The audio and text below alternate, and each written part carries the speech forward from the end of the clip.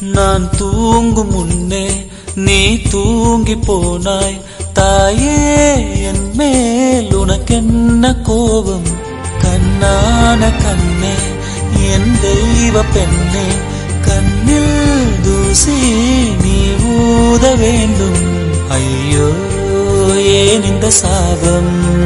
எல்லாம் என்றோ நான் செய்த பாவம்.